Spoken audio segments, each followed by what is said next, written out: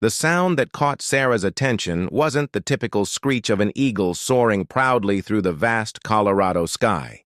Instead, it was a desperate plea that seemed to emanate from somewhere within the labyrinthine network of rocky crevices that characterize the mountain's eastern face. Sarah, a 35-year-old wildlife photographer who had spent countless hours documenting the region's diverse fauna, knew immediately that something was wrong. As she carefully navigated the treacherous terrain, her boots crunching against loose gravel, the cries grew more distinct. Through her binoculars, she finally spotted the source, a young golden eagle, no more than 8 weeks old, trapped within a narrow fissure approximately 50 feet up the rock face. The sight made her heart sink.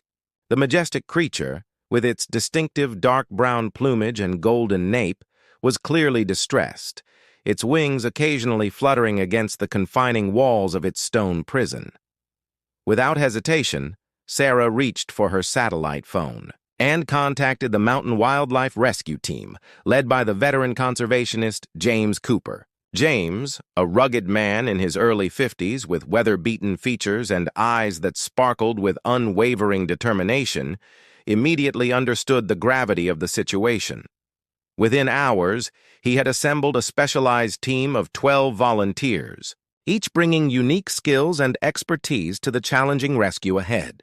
The team included Emma Rodriguez, a skilled rock climber with 15 years of experience scaling the most challenging peaks in North America, Dr. Michael Chen, a wildlife veterinarian who specialized in raptor rehabilitation, and Tom Harrison, a former search and rescue operator whose knowledge of rope systems and technical equipment had saved countless lives over the years. As the rescue team gathered at the base of the mountain, the late afternoon sun cast long shadows across the landscape, creating an almost ethereal atmosphere. The air was thick with anticipation as James briefed the team, his voice carrying the weight of experience and authority. "This isn't just about saving one eagle," he explained, his breath visible in the cool mountain air. "It's about showing that every life matters, that we have a responsibility to protect and preserve the natural world around us."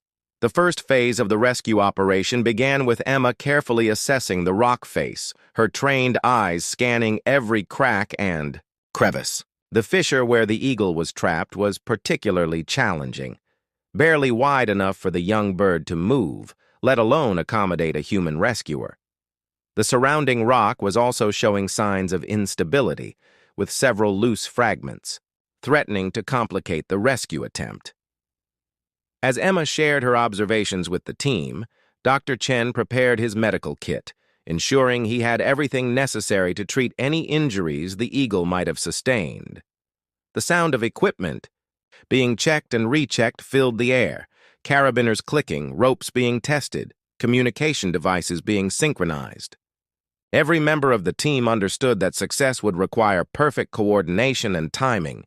The fading daylight cast an amber glow across the rocky terrain as Tom Harrison began setting up an intricate system of anchors and pulleys. His weathered hands moved with practiced precision, each knot and carabiner placement calculated to provide maximum safety for the climbers who would soon ascend. "Safety redundancy is everything," he muttered, his voice carrying years of hard-earned wisdom. "One backup isn't enough. We need 3. The temperature was dropping rapidly, a common occurrence in the high-altitude environment of the Rockies. Emma Rodriguez pulled on an additional layer of thermal gear, her mind already mapping out the complex sequence of moves she would need to execute. The trapped eagle's cries had grown more sporadic, which Dr. Chen noted could either be a sign of fatigue or adaptation to its situation, neither scenario offering much comfort to the rescue team. Sarah Mitchell, who had remained on site as a valuable local guide, shared her observations of the eagle's behavior over the past few hours with Dr. Chen. "The wing movements seemed more restricted about 30 minutes ago," she explained, her photographer's eye for detail proving invaluable. "Could be exhaustion or maybe its shifted position in the crevice." James Cooper gathered the team for a final briefing as the rescue equipment was secured. The plan was methodical.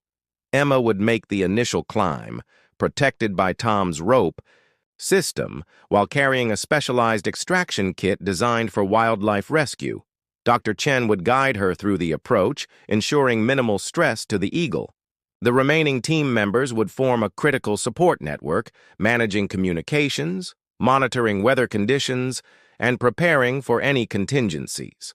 As Emma began her ascent, the tension in the air was palpable.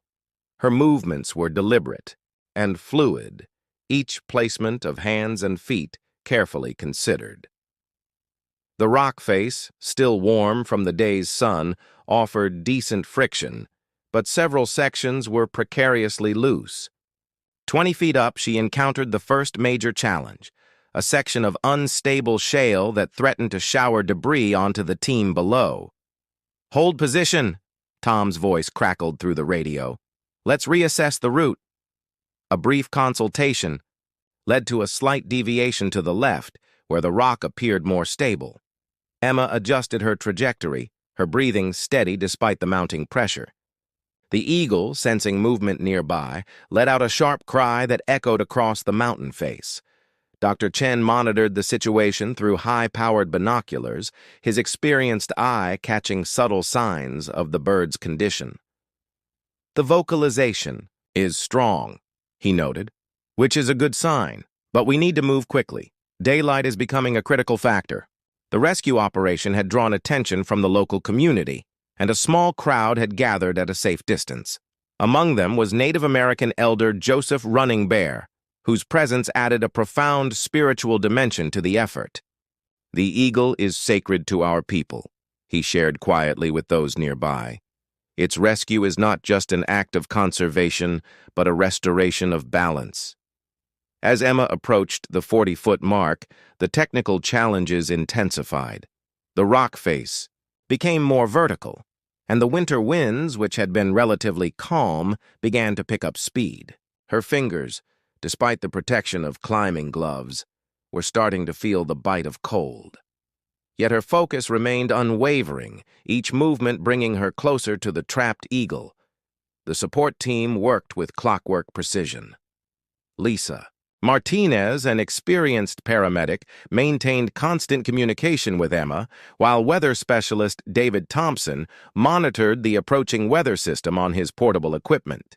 The forecast showed a narrow window of opportunity before conditions would deteriorate significantly. At 45 feet, Emma reached a small ledge that offered a crucial rest point. From this vantage point, she could clearly see the trapped eagle, its golden-brown feathers ruffling in the wind.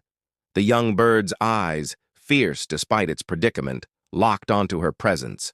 Dr. Chen's voice came through her radio. "Remember, approach from below its eye level if possible. Let it see you're not a threat."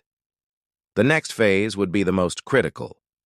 The fissure where the eagle was trapped had been created by centuries of freeze-thaw cycles, resulting in a complex network of cracks and crevices. Emma would need to navigate these while maintaining a position that would allow for safe extraction of the bird. As Emma prepared for the final approach, the wind began to howl through the rocky crevices, creating an eerie symphony of whistles and moans.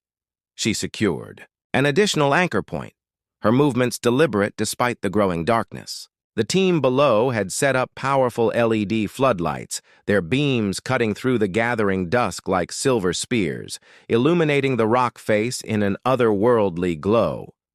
"Movement detected in the crevice!" Dr. Chen's voice crackled through the radio, his tone measured but urgent. "The eagle appears to be shifting its position. Emma, you need to be ready for any sudden reactions." The young bird, its golden feathers now visible in the artificial light, had indeed become more active, perhaps sensing the approaching presence of its potential rescuer. James Cooper coordinated the ground team with military precision, each member moving like parts of a well-oiled machine. Tom Harrison maintained constant tension on the safety lines, his experienced hands feeling every subtle movement Emma made through the ropes. Lisa Martinez had prepared the medical station, her equipment arranged meticulously on a sterilized tarp, ready for any emergency. The temperature had dropped to 33 degrees Fahrenheit, and thin wisps of fog began to curl around the base of the mountain. Sarah Mitchell, still documenting the rescue, captured haunting images of the mist interweaving with the beams of light, creating an almost mystical atmosphere. Her camera's shutter clicked rhythmically, recording what was becoming an increasingly dramatic scene. Emma's voice came through the radio, slightly strained but determined. "I'm about 3 feet from the entrance to the fissure. The rock quality here is questionable. Requesting a equipment check before final approach." She had reached a crucial point where the slightest miscalculation could jeopardize both her safety and that of the trapped eagle. Dr. Chen, his binoculars trained steadily on the scene, provided real-time guidance. "The eagle's body language is showing increased stress.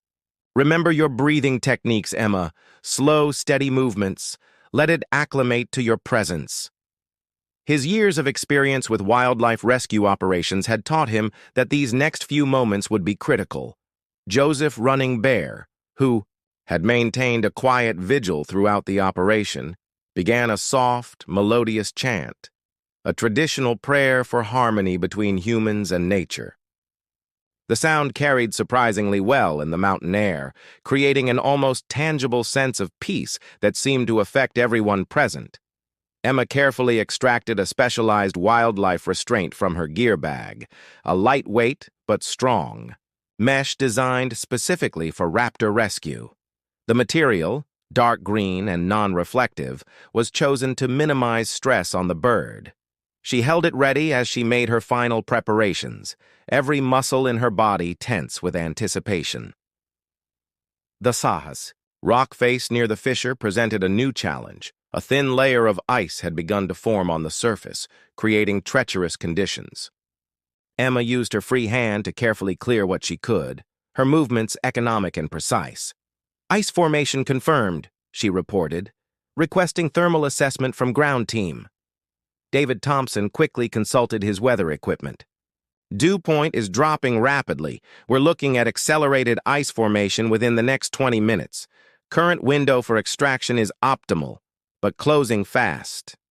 His words added a new urgency to an already tense situation. The trapped eagle, perhaps sensing the approaching rescue attempt, let out another cry, this one different from its previous vocalizations. Dr. Chen's expertise immediately recognized the change. "That's a defensive call. Emma, be prepared for potential aggressive behavior. Remember, fear is its primary motivator right now." The ground team adjusted the angle of the floodlights, creating better visibility while minimizing glare that might distress the bird. Sarah's camera captured the dramatic play of light and shadow across the rock face, the beam cutting through the thin fog to illuminate Emma's figure, now poised at the crucial moment of rescue.